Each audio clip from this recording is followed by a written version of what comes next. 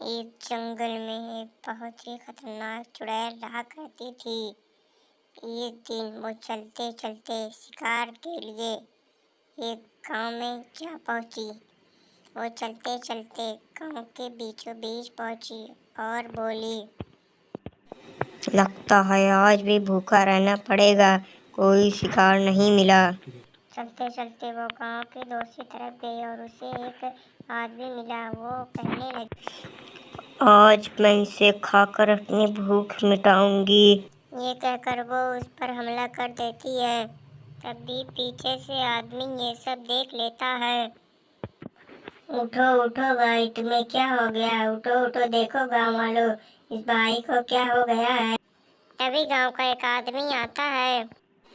क्या हुआ भाई, और इस आदमी को क्या हो गया है? इसे चुड़ैल ने मारा है, मैं भी तांत्रिक बाबा को बुला कर लाता हूँ। ये कहकर वो तांत्रिक को बुलाने चला जाता है। वो तांत्रिक बाबा के यहाँ पहुँचता है और कहता है, बाबा बाबा, गांव में एक आदमी को चुड़ैल ने मारा है। अच्छा अच्छा, तुम बता सकते हो चुड़ैल किस तरफ गई है? हाँ हाँ बाबा, वो गांव के दूसरी तरफ गई है। तुम चलो, मैं अभी आता हूँ।